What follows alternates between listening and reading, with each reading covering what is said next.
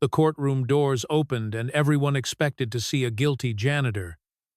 But when three powerful women walked in to defend him, nobody knew they were the orphans he once saved. If you believe in second chances, like and subscribe to hear how this story unfolds.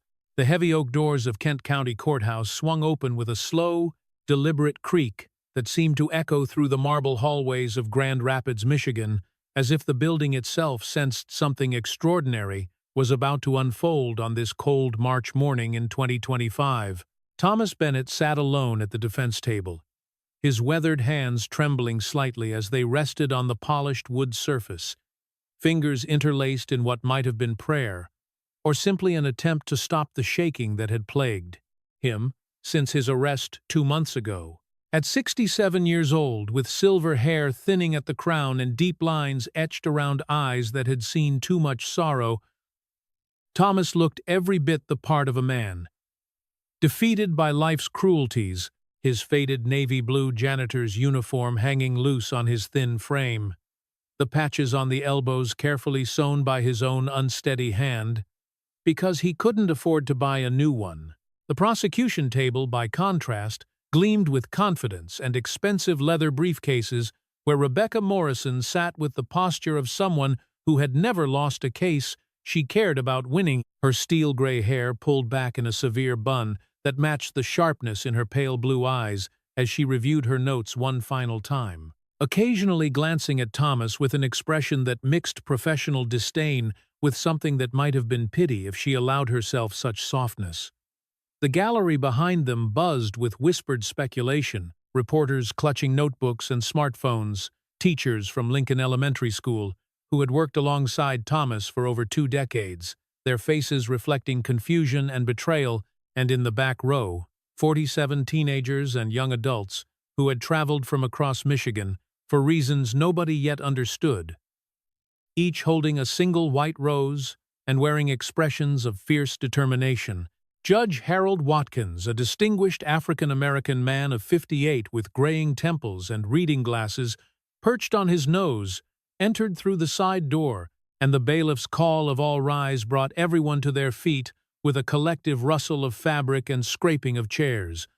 Morrison rose smoothly, her charcoal suit impeccable as she approached the bench, and began in a voice that carried the weight of absolute certainty.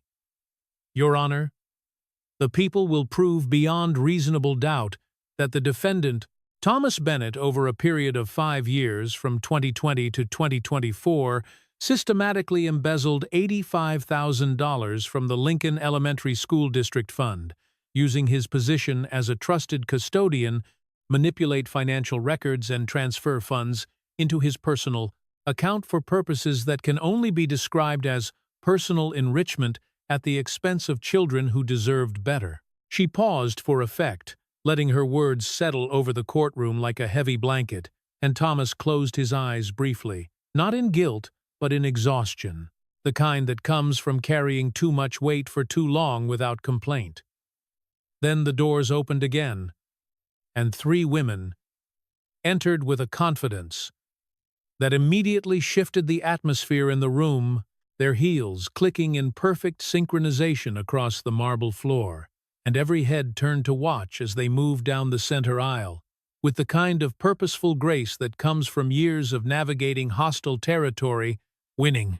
The first woman, tall and striking with long black hair, pulled into a high ponytail and dark eyes that missed nothing, carried a leather briefcase that probably cost more than Thomas's monthly salary, her burgundy suit tailored to perfection, and she walked straight to the court clerk's desk without hesitation, producing a thick stack of documents, as she announced in a voice that commanded immediate attention, "I am Maya Rodriguez, attorney at law from Chicago, and I am here to represent the defendant Thomas Bennett, with a motion to delay these proceedings for 72 hours to allow for the submission of new evidence that will prove my client's complete innocence."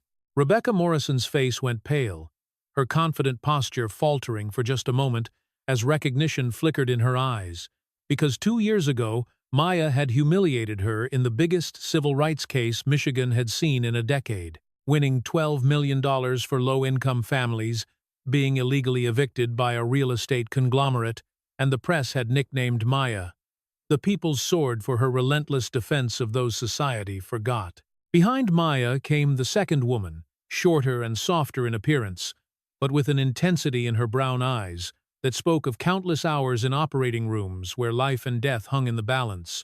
Dr. Sofia Rodriguez, 29 years old, and already recognized as one of the 10 finest neurosurgeons in America.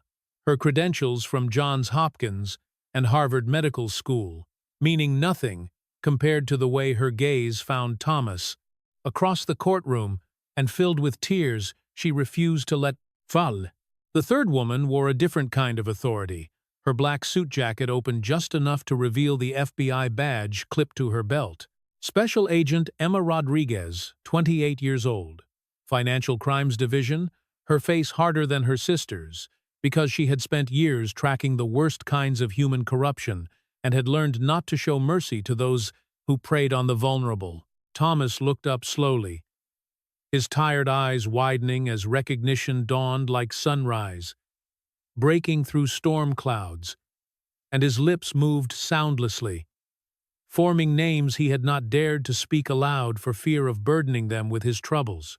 Maya, Sophia, Emma, the 3 little girls he had found shivering and terrified behind Lincoln Elementary School 22 years ago, now standing before him as warriors ready to fight for the man who had given them everything when he had nothing left to give himself. Judge Watkins raised his gavel, the sharp crack cutting through the rising murmur of voices, and said in a tone that brooked no argument, "Silence in this court. Attorney Rodriguez, you have the right to represent the defendant." Maya's response was immediate and unwavering. "I do, Your Honor, and I also have evidence that will prove Thomas Bennett is not a criminal but a victim of a conspiracy designed to cover up corruption far greater than the charges brought against him today."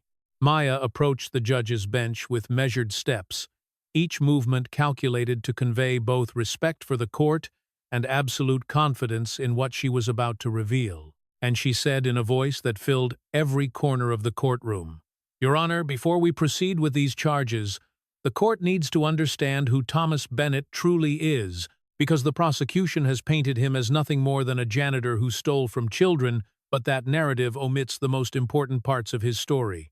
She turned to face the gallery, making eye contact with the reporters in the front row, and continued. 26 years ago, in 1999, Thomas Bennett graduated with honors from the University of Michigan with a degree in civil engineering, and he joined Morrison and Associates Construction in Detroit, one of the most prestigious infrastructure firms in the Midwest, where he worked on bridge designs and highway projects that still carry thousands of Michigan residents safely to their destinations every single day. The courtroom stirred with surprise whispers spreading like ripples across water, and even Rebecca Morrison's eyebrows rose slightly because this information had not appeared anywhere in the discovery materials she had reviewed. Maya pulled out a document and handed copies to both the judge and the prosecution, continuing. In 2001, at the age of 43, Thomas married Elizabeth Carter, a kindergarten teacher in Detroit, and they bought a small house in the suburbs where they planned to raise the family they both desperately wanted. Her voice softened slightly, taking on a tone of profound sorrow as she prepared the courtroom for what came next. On December 15, 2001, Elizabeth was 7 months pregnant with their first child, a boy they had already named Matthew when she was driving home on Interstate 94 after buying supplies for the baby's nursery. Maya paused, letting the silence build, and Thomas dropped his head into his hands, his shoulders beginning to shake with silent sobs, because even after 24 years, the pain had never truly diminished. It had only learned to hide in the corners of his heart. A drunk driver, Daniel Kowalski, 35 years old, with 2 prior DUI convictions that should have kept him off the road permanently, crossed the center line at 60 miles per hour and hit Elizabeth's car head-on. Maya's voice hardened with barely controlled anger. Elizabeth died instantly, and the baby, who doctors managed to deliver via emergency cesarean, lived for exactly 3 hours before his tiny heart gave out. And Thomas held his son for every single minute of that brief, precious life.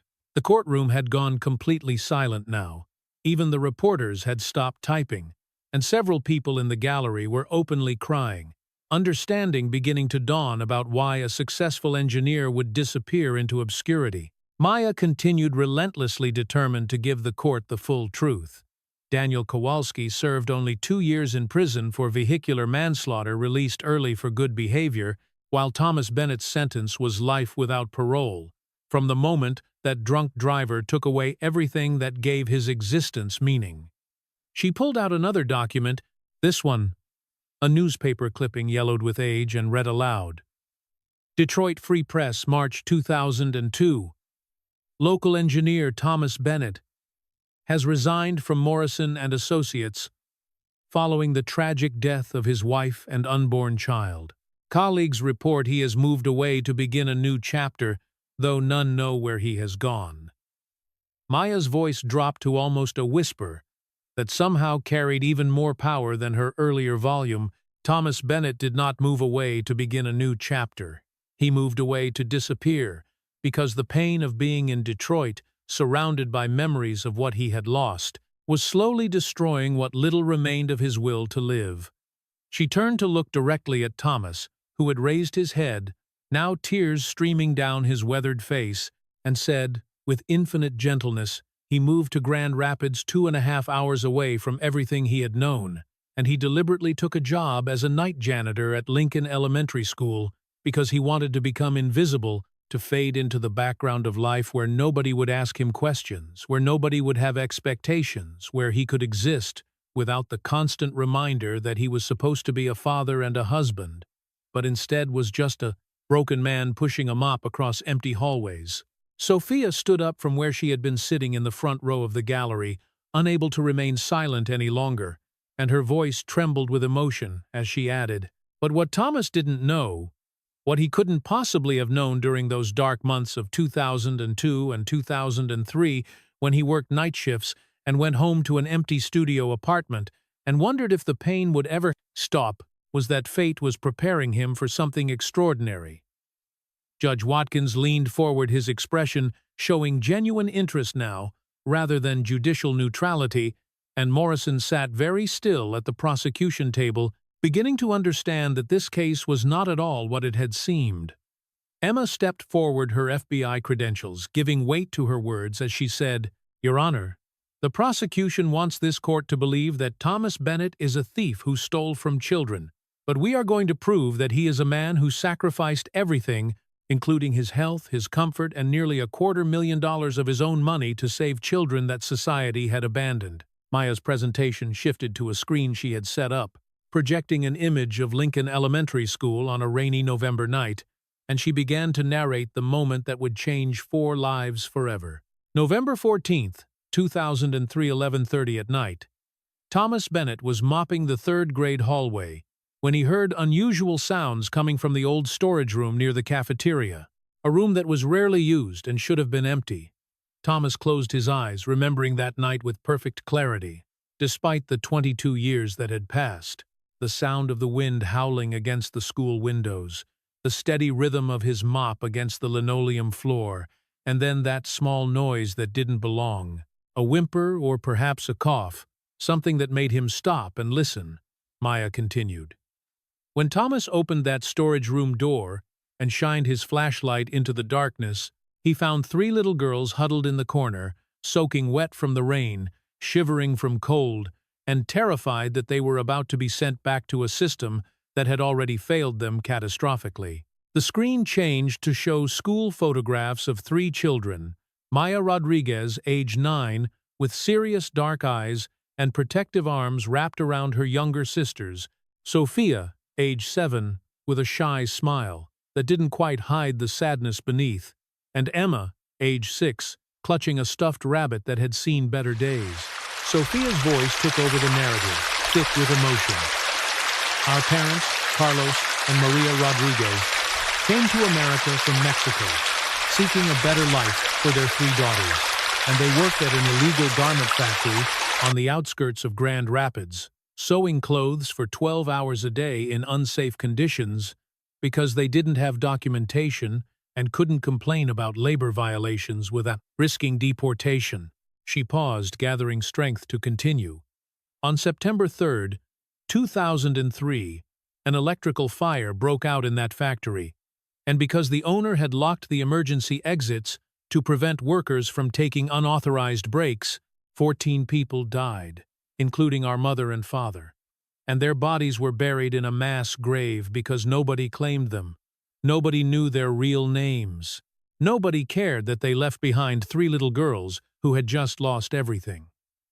Emma's harder voice cut in FBI training, evident in her ability to relay traumatic facts without breaking. Child Protective Services took us to a group home, an overcrowded facility where the staff were overworked and underpaid and couldn't possibly give individual attention to traumatized children. And Maya overheard 2 social workers discussing how we would have to be separated because nobody adopts 3 children at once. It's too expensive, too difficult, too much responsibility. The courtroom listened in absolute silence, 47 young people in the back rows nodding because they knew what it meant to be considered too difficult, too expensive, too much. Maya's voice softened as she continued.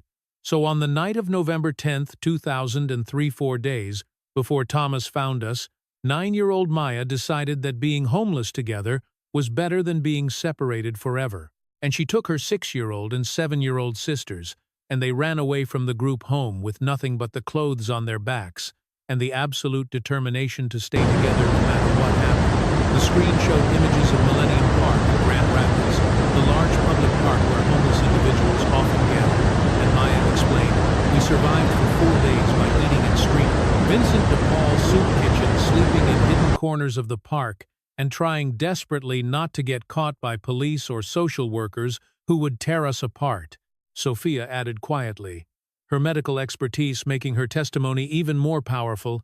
"I had untreated asthma that was getting worse from sleeping outside in the cold November rain. Emma was developing symptoms of hypothermia, and Maya was carrying the weight of keeping us alive on her 9-year-old shoulders, and by the 4th night, we knew we couldn't survive another day outside." Maya's voice took on a tone of wonder. "So we went to Lincoln Elementary School, the school where Maya had attended 3rd grade before our parents died, and she remembered that there was a loose window on the storage room, and we climbed through, hoping to hide just for 1 night to get warm and dry, and then figure out what to do next." The screen showed a photograph of Thomas from 2003, looking gaunt and hollow-eyed, but with gentle hands and a kind expression, and Maya said, "And that's when Thomas Bennett, a man who had been running from his own pain for 2 years, opened that storage room door and found 3 terrified little girls who reminded him of everything he had lost and everything he might still be able to save." Thomas was weeping openly now, not from shame, but from the overwhelming memory of that moment, when he had looked into Maya's fierce, protective eyes and seen a reflection of his own desperate need to matter again. Judge Watkins removed his glasses and wiped them slowly, clearly moved, despite decades of maintaining judicial detachment, and even Rebecca Morrison had set down her pen, her prosecutorial mask slipping to reveal something more human underneath. Emma stepped forward to continue the narrative, her FBI badge catching the courtroom lights, as she spoke with the precision of someone trained to present evidence. Thomas Bennett did not make an impulsive decision. That night he made a choice that would define the rest of his life and ours, and we need this court to understand exactly what that choice entailed. She pulled out a thick folder of documents and began distributing copies. Thomas took us to his studio apartment, a single room with a tiny bathroom and kitchenette that cost $450 a month, and he gave us hot baths, fed us instant noodles and canned soup because that was all he had in his cupboard, and then he gave us his bed while he slept on the floor. The image on the screen shifted to show a cramped studio apartment, barely large enough for 1 person, let alone 4, and Emma continued. The next morning, November 15, 2003, Thomas sat at his small table with his phone in his hand, ready to call Child Protective Services and turn us in, because he knew that was the legal thing to do, the responsible thing to do, the thing that society expected. Sophia interjected, her voice break, but before he could dial, he overheard Maya whispering to me through the bedroom door, telling me that the social workers would separate us, that I had to be brave. that we would find each other again someday, and Emma started crying and saying she didn't want to lose her sisters. She was scared. She only had us left in the whole world. Thomas's shoulders shook with renewed sobs as Maya described what happened next. Thomas stood outside that bedroom door, and he later told us that in that moment he heard Elizabeth's voice in his memory, something she had said to him when they first learned she was pregnant. "You're going to be an amazing father, Thomas. You were born to love and protect." And he realized that maybe losing his wife and son wasn't the end of his purpose. Maybe it was preparation for a different kind of fatherhood. Emma's voice grew stronger. But here is what makes Thomas Bennett extraordinary. He didn't just hide us and hope for the best. He called Child Protective Services himself and reported that he had found 3 runaway children, and he applied for emergency foster care placement, knowing full well that the system would scrutinize every aspect of his life: his tiny apartment, his low-paying job, his status as a single man with no parenting experience. She held up a document dated the 16th of November, 2003. This is the CPS report from Patricia Miller, the social worker assigned to our case, and she wrote, "Mr. Bennett is a 45-year-old single male, working as a school janitor living in inadequate housing, with no prior foster care experience. Recommendation is to deny placement and find more suitable arrangements for the Rodriguez children." The courtroom gasped, understanding how close this story had come to ending before it truly began, and Maya picked up the narrative. But Thomas didn't give up. He begged Mrs. Miller for just 30 days to prove himself, and she saw something in his eyes, a desperation mixed with absolute sincerity, and she granted him a trial period with conditions that would have been impossible for most people to meet. The screen showed a list of requirements that seemed designed to overwhelm. Attend 12 weeks of foster parent training every Saturday, find a 2-bedroom apartment within 30 days, register all 3 children in school with appropriate supplies and uniforms, maintain employment sufficient to support 4 people, and submit to weekly home inspections, Sophia explained.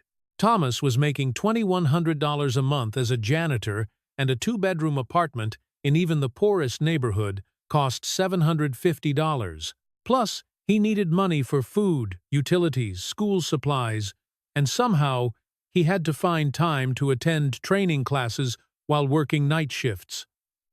Emma's voice filled with admiration. "So Thomas Bennett, this man, the prosecution, wants you to believe is a selfish embezzler, took on 2 additional jobs, washing cars on weekends for $300 a month, and cleaning offices from 7 to 10 every morning for $400 a month, which meant he was sleeping only 3 to 4 hours per night and working himself to the point of collapse."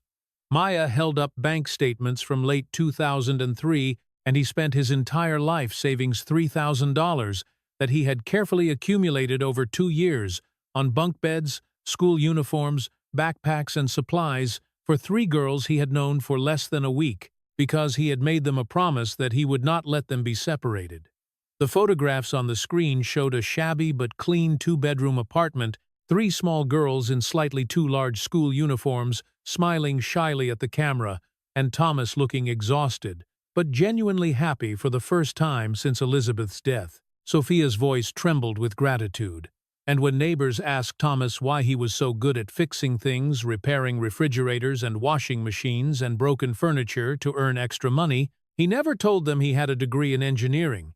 He just said he learned from YouTube videos because he didn't want anyone asking questions about his past. Judge Watkins leaned forward, clearly moved, and asked, "So Mr. Bennett successfully completed the foster care requirements?" Maya smiled. "Not just completed, Your Honor. He exceeded every expectation. And on December 20th, 2005, after 2 years of probationary foster care, Thomas Bennett became our legal guardian, and 3 orphaned immigrant children, who the system had written off as too difficult, finally had a father who would never abandon them." Sophia took over the presentation. Now her medical credentials, lending authority, as she described the reality of their childhood. From 2005 to 2018, Thomas Bennett worked an average of 16 hours per day, every single day. with no vacations, no sick days, and no complaints, because he had made a promise to 3 little girls, and he would die before breaking it. The screen displayed a typical week's schedule that made several jury members wince. Night custodian at Lincoln Elementary, 10 p.m., 6 a.m. morning office cleaning, 7 a.m., 10 a.m. weekend car wash, 8 a.m., 6 p.m. Saturday, Sunday, with the only gaps being the hours when Thomas needed to be awake for parent-teacher conferences, school plays, soccer games, and helping with homework. Emma added, after becoming our legal guardian in 2005, he received $1,500 per month in foster care subsidies from the state, which covered basic food and clothing, but Thomas wanted us to have more than just survival. He wanted us to have opportunities, so every extra dollar from his jobs went into savings for our future. Maya held up a ledger handwritten in Thomas's careful script, showing meticulous tracking of every penny. He budgeted exactly $600 per month for his own needs. Rent, utilities, food, and everything else, which meant he ate instant noodles and peanut butter sandwiches while making sure we had fresh vegetables and protein. He wore the same 3 work uniforms until they were more patch than original fabric, while buying us new clothes every time we outgrew the old ones. He walked to work in winter snow to save bus fare, while making sure we had warm coats and boots. The courtroom was utterly silent. 47 young people in the back rows, wiping tears because they understood exactly what kind of sacrifice this represented. Sophia's voice grew thick with emotion. I remember one winter when I was 12, I woke up at 2 in the morning to get water and found our father sitting in the kitchen, hands wrapped around a heating pad, trying to ease the pain in his joints from working too many hours in too many cold buildings. And he had this homemade salve he'd made from herbs because he couldn't afford to see a doctor for his arthritis. She paused, struggling to maintain composure. And when he saw me standing there, he smiled and said everything was fine, he just couldn't sleep. I didn't want me to worry and I went back to bed, but I couldn't forget the way his hands shook from pain and exhaustion. And that night, I decided I would become a doctor so that people like Thomas Bennett would never have to suffer. In silence, because they couldn't afford medical care. Emma's harder voice cut in. When I was 13, I found out that Thomas was sending $50 every month to the Grand Rapids Coalition for the Homeless, an organization that helped homeless children. And when I asked him why he would give away money we barely had, he said there were kids still out there who weren't as lucky as us, and if he could help even a little bit, he had to try. Maya's eyes shone with fierce pride. And when I was 14, our landlord tried to cheat us out of our security deposit, claiming Thomas owed back rent that had actually been paid in full.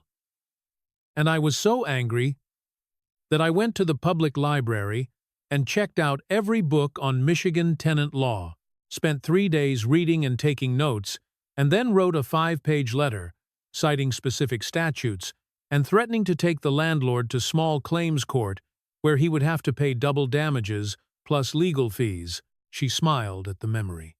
The landlord returned our $1,500 within a week, shocked that a 14-year-old could write like an attorney, and Thomas asked me where I learned all that, and I told him I taught myself because the law protects people like us, people who don't have power or money, but who deserve justice anyway.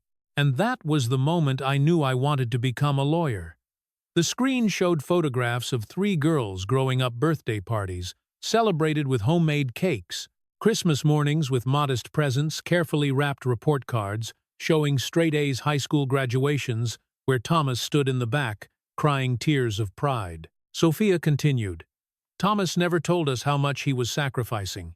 He never complained, never made us feel like we were a burden. And it wasn't until years later that we realized he was skipping meals regularly, that he was in constant pain from overwork, that he was literally giving us the life he was supposed to have with Elizabeth and Matthew. Emma's voice hardened with determination. He pushed us to excel in school, helped us apply for scholarships, drove us to college visits in a car that was held together with duct tape and prayer. And when Maya got into University of Michigan Law School with a full scholarship, when Sophia got into Johns Hopkins and then Harvard Medical School, when I got into Georgetown, and then FBI Academy, Thomas attended every single graduation ceremony and cried every single time because he was so proud of what we had become. Maya concluded this section by saying, "We are not standing here today as some kind of anomaly. We are standing here as the direct result of one man's absolute refusal to give up on 3 children that society had discarded. And if this court truly believes that Thomas Bennett is capable of stealing from children, then this court does not understand the first thing about who he really is." Emma stepped forward with a new set of documents, her FBI credentials displayed prominently as she entered into evidence. In 2019, Richard Caldwell was appointed as the new principal of Lincoln Elementary School, and he came with ambitious plans to modernize the facility, which included replacing the in-house custodial staff with a professional cleaning company. The screen showed a photograph of Richard Caldwell, a man in his late 40s with perfectly styled blonde hair, expensive suit, and a smile that didn't quite reach his cold blue eyes. Emma continued. Caldwell began reviewing school finances, looking for areas where he could redirect funds, and that's when he discovered something that shocked him. Over the previous 5 years, from 2015 to 2020, an anonymous scholarship fund had distributed exactly $85,000 to 47 low-income students at Lincoln Elementary, providing between $500 and $2,000 per child for books, uniforms, school supplies, and lunch programs. Maya interjected. This fund was not officially registered with the school district. It operated through anonymous donations that came through the school office, always in cash or money orders, never with a name attached. And the school secretary who managed it assumed it was from a wealthy donor who wanted to remain private. Emma pulled up bank records on the screen, but Caldwell investigated further, and he traced the money orders back to an account belonging to Thomas Bennett. And when he calculated the mathematics, he was stunned. $85,000 over 5 years equals $17,000 per year, which equals approximately $1,400 per month. By 2015, Thomas's janitor salary had increased to $2,400 per month after years of service, and while he had stopped working the additional weekend and morning jobs once we graduated from high school, he was still donating $1,400 monthly, which meant he was living on just $1,000 per month after taxes, still barely enough for basic necessities. The courtroom erupted in whispers, people doing the mental arithmetic and realizing what this meant, and Judge Watkins had to gavel for silence. Sophia explained in her doctor's voice, clinical and precise. During the years 2015 to 2020, when Thomas was donating $1,400 monthly from his janitor salary of $2,400 before taxes, that means after taxes he had approximately $1,900. And after donating $1,400, he was living on just $500 per month for 5 consecutive years, an amount far below the poverty line, barely enough to cover rent alone, forcing him to skip meals regularly and deny himself even the most basic medical care. Emma's voice grew cold. A normal person would have been moved by this discovery, would have recognized extraordinary generosity, and perhaps arranged a ceremony to honor Thomas Bennett's sacrifice. But Richard Caldwell is not a normal person, he's a criminal who saw an opportunity. The screen shifted to show a complex financial chart. Caldwell realized that if he could make it appear that Thomas had stolen this $85,000 rather than donated it, he could achieve multiple goals: remove Thomas to make way for his preferred cleaning company, and create a distraction from his own financial irregularities, and establish himself as a vigilant principal who catches thieves. Maya held up falsified documents, so Caldwell altered financial records, created fake purchase orders, forged signatures, and built a paper trail that made it look like Thomas had embezzled funds that he had actually given from his own pocket, and then Caldwell reported this fabricated crime to the school district and the police. The photographs on screen showed Thomas being arrested, led away in handcuffs from Lincoln Elementary School, while students and teachers watched in shock, and Thomas sitting in a jail cell alone and silent. Sophia's voice broke. And when the police asked Thomas if he wanted to call anyone, a lawyer or family member, he said no. He didn't want to bother anyone. The court appointed a public defender, but Thomas refused to cooperate fully or explain the truth about the scholarship fund because he didn't want us to find out what he had been doing with his money. He knew we would feel guilty, would blame ourselves for his poverty, would suffer knowing how much he had sacrificed. So he prepared to accept whatever sentence came rather than reveal his secret. Emma's FBI authority resonated as she stated, Thomas Bennett sat in Kent County Jail for 6 weeks, meeting with his court-appointed public defender, but refusing to provide the full truth, refusing to explain the scholarship fund, choosing to accept punishment for a crime he not only didn't commit, but that was actually the exact opposite of what he had done, and he would have gone to prison if Maya hadn't happened to read a small article in the Detroit Free Press about a janitor accused of embezzlement. Maya's voice shook with anger and love. I saw his name and I couldn't breathe. I called Sophia and Emma immediately, and within 24 hours, all 3 of us had dropped everything and flown to Grand Rapids. Because the man who had saved our lives when we were 9, 7, and 6 years old needed us to save his, and there was no force on earth that could have stopped us from fighting for him. Emma's FBI training became evident as she presented the evidence they had gathered in 72 hours of relentless investigation. When we arrived in Grand Rapids on January 21, 2025, we had 3 advantages that Thomas did not have: Maya's legal expertise, my access to federal databases, and Sophia's medical knowledge, and we used all 3 to dismantle the prosecution's case, piece by piece. The screen displayed a timeline of their investigation, and Emma began first. Maya obtained all financial records and noticed something the local police had missed. The signatures on the allegedly fraudulent documents showed a distinctive tremor, a slight shakiness in the pen strokes that is characteristic of early-stage Parkinson's disease. Sophia stepped forward.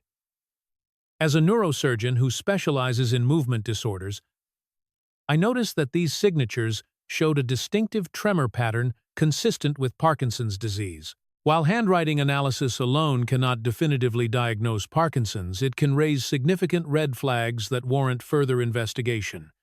Here's the problem: Thomas Bennett does not have Parkinson's disease. I reviewed his complete medical history, and there is no indication of any neurological disorder. The courtroom leaned forward, sensing where this was going, and Sophia continued, So I asked myself, who does have Parkinson's disease? I contacted my colleague Dr. James Morrison at Grand Rapids Neurology Clinic to discuss the medical patterns I observed. Given the suspicious nature of the signatures and our fraud investigation, Emma then obtained a federal warrant for relevant medical records. Through these legal channels, we discovered that Richard Caldwell was diagnosed with early-stage Parkinson's in 2018 and has been on medication ever since. Emma took over, which means Caldwell forged Thomas's signature on these documents, but he couldn't hide his own disease's effect on his handwriting, a mistake that a trained neurologist could catch immediately, and that's exactly what Sophia did. Maya held up a comparison chart showing the forged signatures next to known samples of Caldwell's handwriting, the tremor pattern matching perfectly. This alone would be enough to create reasonable doubt, but we didn't stop there because we wanted to prove not just Thomas's innocence but Caldwell's guilt. Emma's voice grew harder.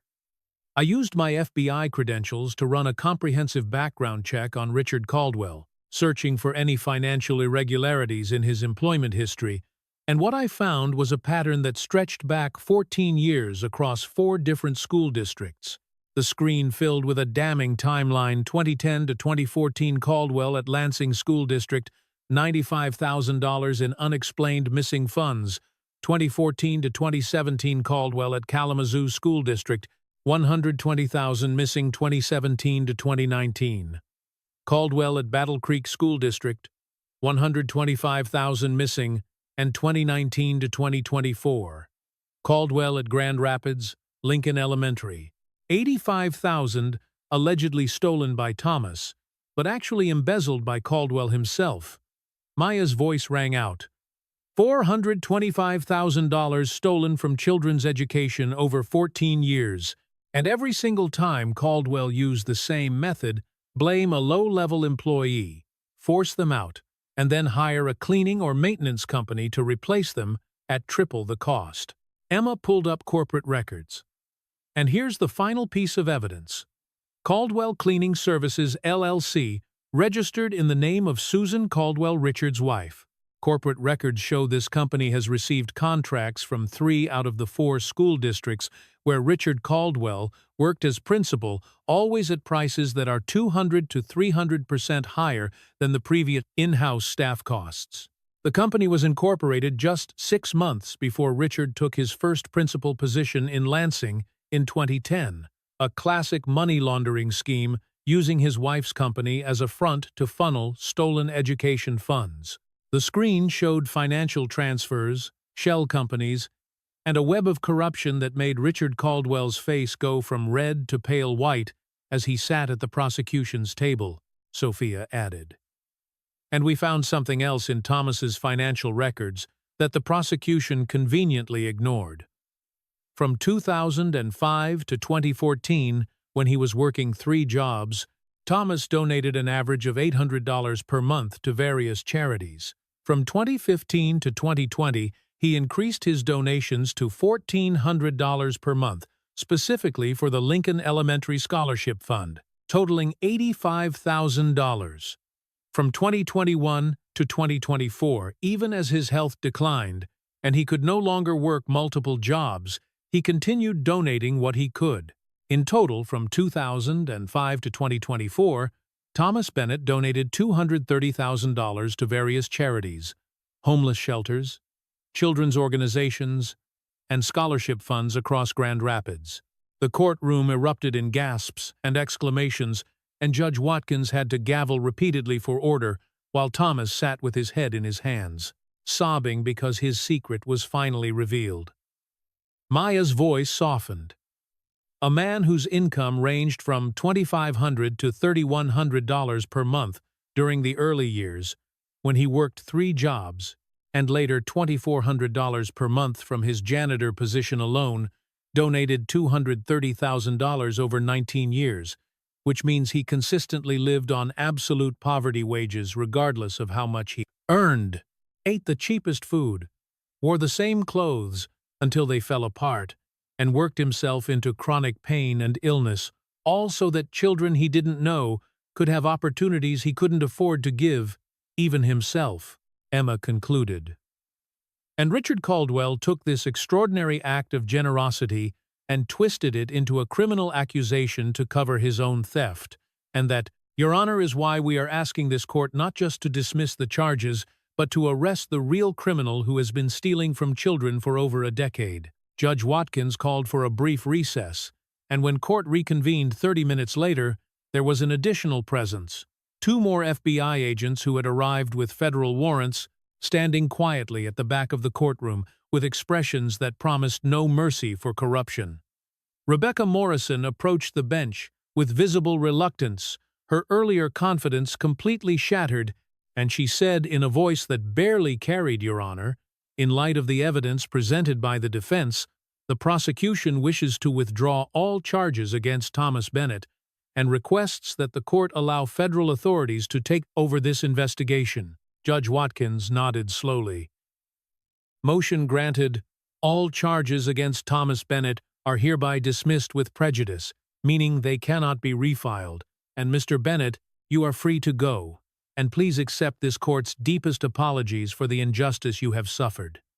The courtroom exploded in applause, 47 young people surging forward with their white roses, reporters shouting questions, and somewhere in the chaos, Maya, Sophia, and Emma surrounded their father, holding him as he wept 22 years of love and sacrifice, finally recognized. But the drama wasn't finished, because Emma turned to where Richard Caldwell sat, his face a mask of barely controlled panic, and she said in a voice that carried absolute authority, Richard Caldwell, you are under arrest for wire fraud, embezzlement, money laundering, and conspiracy to commit fraud. You have the right to remain silent and the right to an attorney, and I strongly suggest you exercise both of those rights immediately. The FBI agents moved forward with handcuffs, and Caldwell stood on shaking legs, his expensive suit suddenly looking like a costume, and he was led out of the courtroom in the same kind of public shame he had tried to inflict on Thomas Bennett. Maya addressed the court one final time, Your Honor, we have one more request. We would like the court to recognize that the 47 students who received scholarships from Thomas Bennett's anonymous fund are here today, and they would like to say something. Judge Watkins, clearly moved, nodded permission. And one by one, young people approached the microphone. A college freshman, studying engineering, a high school senior who had been accepted to MIT, a middle schooler who could afford lunch because of Thomas's generosity, and each one said simply, "Thank you, Mr. Bennett, you changed my life." Thomas stood there overwhelmed as student after student hugged him, gave him flowers, showed him report cards and acceptance letters, tangible proof that his sacrifice had mattered, had multiplied, had created ripples that would extend far beyond his own lifetime.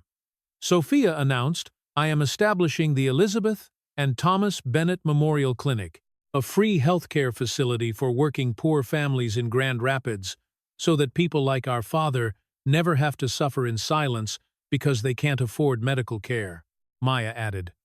"And I am working with the Michigan Bar Association to create stronger protections for whistleblowers and victims of corruption in school systems, because what happened to Thomas Bennett should never happen to anyone else." Emma concluded, "The FBI will be partnering with the Thomas Bennett Education Fund, a new scholarship program that will continue his work of helping low-income students, and we will be investigating every school district where Richard Caldwell worked to identify other victims and recover stolen funds." The community rallied, and within a week, over $500,000 had been donated to the scholarship fund. Businesses offered free services to the new medical clinic, and the mayor of Grand Rapids declared March 15th as Thomas Bennett Day, a celebration of quiet heroism and selfless love. Thomas returned to work at Lincoln Elementary School, not because he needed the money anymore — the community had set up a fund to ensure his retirement security — but because he loved the work, loved being around children, loved the simple rhythm of making things clean and safe. And every night, when he locked up the school and walked to his car, 3 successful women called him Maya from Chicago, Sophia from Boston, Emma from Washington, D.C., just to say good night and "I love you," and Thomas would sit in his old car and cry grateful tears because he had finally learned what Elizabeth had. I tried to tell him in that letter, written so many years ago, that love always finds a way, that purpose can be reborn from tragedy, and that the measure of a life is not in titles or wealth, but in the hearts that carry forward your legacy of compassion. 6 months after the trial, on a warm September morning, Lincoln Elementary School held a dedication ceremony that drew not just local attention but national media coverage, because the story of Thomas Bennett had resonated far beyond Grand Rapids, Michigan, touching hearts across America and inspiring conversations about how society values different kinds of work and different kinds of success. The school had been renamed the Thomas Bennett Elementary School of Grand Rapids, a decision made unanimously by the school board after a petition signed by over 10,000 community members, and a bronze statue now stood in the main courtyard, depicting Thomas in his janitor's uniform, holding a mop in one hand, while his other hand rested gently on the shoulders of 3 little girls. Maya stood at the podium, having taken a leave of absence from her Chicago law firm to spend more time in Grand Rapids, helping establish the new educational foundation, and she spoke with the eloquence that had won her so many impossible cases. "We live in a world that measures success by job titles, by salaries, by accumulation of wealth and power, but standing before you today is a man who had every marker of traditional success: an engineering degree from a prestigious university, a promising career, a bright future, and he lost it all through tragedy that was completely beyond his control." She paused, looking at Thomas, who sat in the front row wearing his cleanest janitor's uniform, because he had insisted, saying he wasn't going to pretend to be something he wasn't. And in his grief, he made a choice that society tells us is the wrong choice. He stepped down instead of climbing up. He chose a humble job. Instead of rebuilding his career, he became invisible instead of seeking recognition. And for years, people who didn't know his story probably looked at him and thought, what a waste, what a shame, a man with so much potential working as a janitor. Maya's voice grew passionate, but Thomas Bennett taught us that there is no such thing as wasted potential when you are living a life of purpose, that a janitor who loves and sacrifices and gives everything for others is worth infinitely more than a CEO who accumulates wealth while ignoring those in need, that the hands that push a mop can build futures just as surely as the hands that grasp blueprints. The crowd of over 1,000 people, including the governor of Michigan, representatives from the FBI, and students from across the state, erupted in applause. Sophia spoke next, her medical credentials displayed on the banner behind her. I have performed brain surgery on senators and celebrities. I have published research that has changed treatment protocols. I have received awards and recognition from the medical community, and none of it, absolutely none of it, means as much to me as the fact that Thomas Bennett is my father. Her voice cracked with emotion, because he taught me that medicine is not about prestige or money. It's about seeing the people that society overlooks: the poor woman who can't afford her diabetes medication, the homeless man with an infected wound, the child whose asthma goes untreated because their parents work 3 jobs and still can't pay for insurance. And that's why the Elizabeth and Thomas Bennett Memorial Clinic opened its doors last month with a simple mission: no one will be turned away, ever, regardless of ability to pay. Emma's speech was shorter but no less powerful. I joined the FBI because I believed in justice, but I have learned that justice is not just about catching criminals, it's about protecting the innocent, standing up for those who cannot defend themselves, and refusing to accept a system that allows corruption to thrive while punishing generosity. She looked directly at Thomas. You were almost destroyed by a system that should have protected you, and that failure has motivated me to spend the rest of my career making sure that corrupt officials like Richard Caldwell can never again use their power to harm good people. And I want you to know that the investigation we started has already led to arrests in 3 other school districts and the recovery of over $200,000 in stolen education funds. The ceremony continued with speeches from the 47 scholarship recipients, now ranging from middle schoolers to young adults in their mid-20s, many of whom had brought their own children to meet the man who had changed their family's trajectory. And one young woman now, a teacher herself, said through tears, "Mr. Bennett, you gave me $500 when I was in 4th grade so I could buy books and a winter coat, and I want you to know that I used every single dollar wisely. I graduated from college.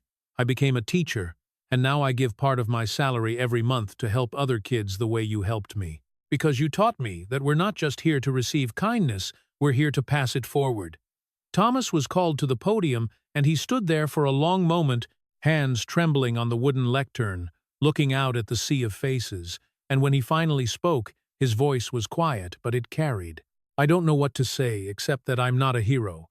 I'm just a man who was given a second chance when 3 little girls needed a home and I needed a purpose, and they saved me just as much as I saved them." He paused, gathering courage. "I spent years thinking I was a failure because I lost my career, lost my wife, lost my son, lost everything that I thought defined me. And I became a janitor, not because I wanted to serve, but because I wanted to disappear. I wanted to be nobody to feel, nothing to just exist without the pain of remembering what I'd lost." Thomas's voice grew stronger, but Maya and Sophia and Emma taught me that you can't run from pain, you have to transform it. And the love I couldn't give to Elizabeth and Matthew didn't disappear. It was just waiting for 3 other souls who needed it just as desperately, and in loving them and sacrificing for them and being their father, I finally understood what my wife tried to tell me before she died. He pulled out the worn letter from his pocket, the same one he had shown his daughters after the trial, and read Elizabeth's words aloud. "You were born to love and protect. And when you find the children who need you, don't hold back. Give them everything because that's who you are. That's your purpose. And it will heal you even as you heal them." The sun was setting over Grand Rapids as Thomas sat on a bench outside the newly renamed school, watching the golden light paint the brick buildings in shades of amber and rose, and beside him sat Maya Sophia and Emma, no longer the frightened children he had found 22 years ago, but strong, accomplished women who had made the choice to move back to Michigan. Maya opening a legal practice, focused on defending the vulnerable Sophia, running the free clinic that now served over 200 patients per week, and Emma leading the FBI's Midwest Division for Educational Corruption. They sat in comfortable silence, the kind that only exists between people who have survived impossible things together, and Thomas thought about the journey that had brought them here from the night he found 3 shivering girls in a storage room to this moment of profound peace. And he realized that Elizabeth had been right. Love had found him, purpose had found him, and in the process of saving 3 lives, he had discovered that his own life still had meaning beyond measure. Janet Hayes, the teacher who had quietly helped them for so many years, approached with a smile. She had retired from teaching, but volunteered at the new Scholarship Foundation, screening applications and ensuring that no child fell through the cracks the way Maya, Sophia, and Emma almost had. "Thomas," she said warmly, "I wanted you to know that we received over 300 scholarship applications this year, and thanks to community donations, we'll be able to help 97 students, more than double what you helped on your own." Thomas shook his head in wonder. "I never imagined it would grow like this. I just wanted to help a few kids afford lunch and school supplies." Maya squeezed his hand. "That's because you never did it for recognition. You did it because you saw yourself in those kids you remembered being lost and broken, and you wanted to make sure they had someone who believed in them." The conversation shifted to memories, funny stories about homework battles and teenage drama, Sophia's disastrous attempt to dye her hair purple in 8th grade, Emma's brief rebellion phase that lasted exactly 2 weeks before she felt too guilty to continue, Maya's first trial case that she practiced in front of Thomas 47 times before feeling ready. They laughed until tears ran down their faces, the kind of laughter that comes from surviving hard times and choosing joy anyway, and Thomas felt a contentment he had never expected to experience again. As darkness fell and stars began to appear in the Michigan sky, Emma said quietly, "Dad, we've been talking, and we want you to know that you don't have to work anymore. We can take care of you now.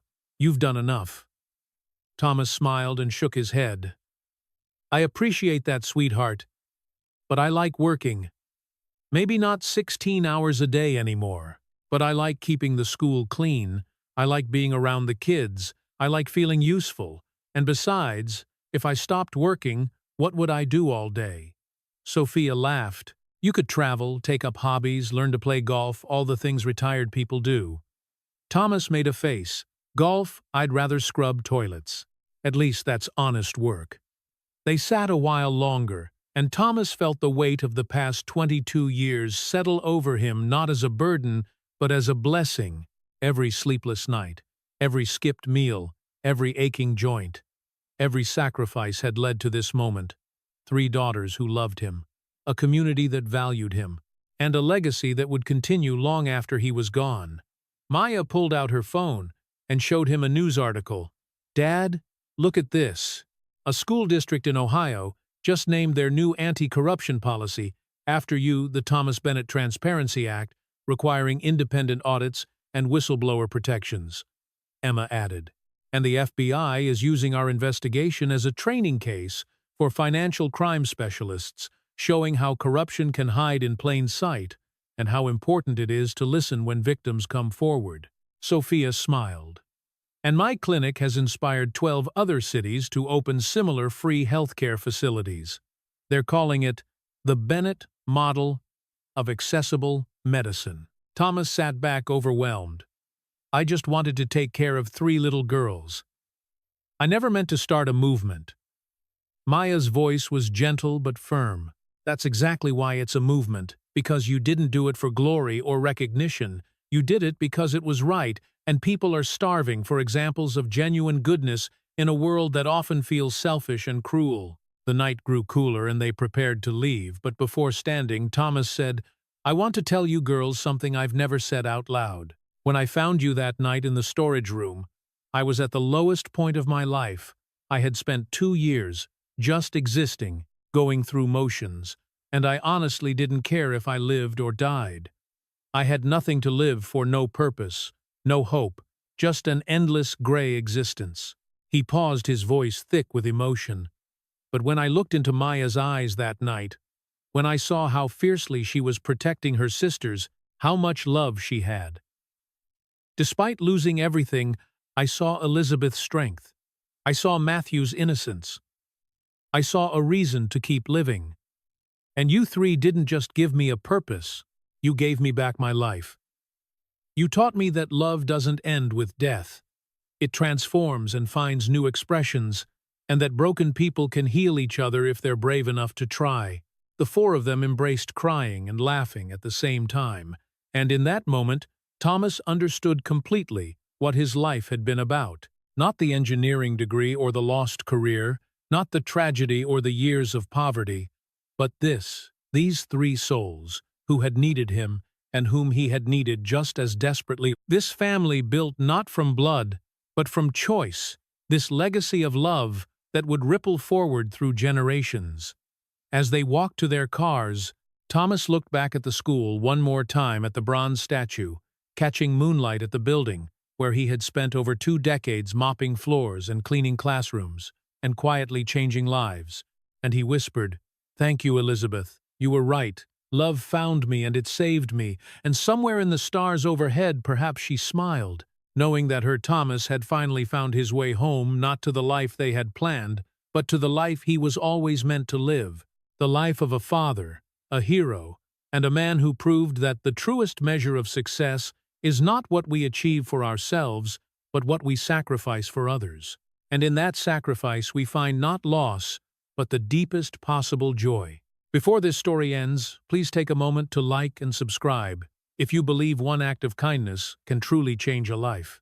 Tell us in the comments where you're watching from, and which part of Thomas's journey touched your heart the most. Some people measure wealth in dollars. Thomas Bennett measured it in saved lives. Picture this: a broken widower, or his world shattered by tragedy, finds 3 terrified orphans hiding in his school. He earns barely enough to survive, yet he chooses to sacrifice everything, working 16-hour days, skipping meals, wearing patched uniforms, to raise these girls as his own. 22 years later, when he's falsely accused of embezzlement, those 3 little girls return as a powerhouse attorney, a renowned neurosurgeon, and an FBI agent. They don't just defend him, they expose the real criminals and transform his quiet sacrifice into a nationwide movement. Here's what breaks my heart beautifully. Thomas never wanted recognition. He simply saw children who needed hope, just as he once needed hope. He gave them everything, and in doing so discovered that broken people can heal each other. The lesson: true wealth isn't what you accumulate, it's what you give when you have nothing left to give. Your darkest moment might be someone else's only light. One act of radical kindness can create ripples that touch thousands of lives you'll never meet. Thomas thought he was saving 3 orphans.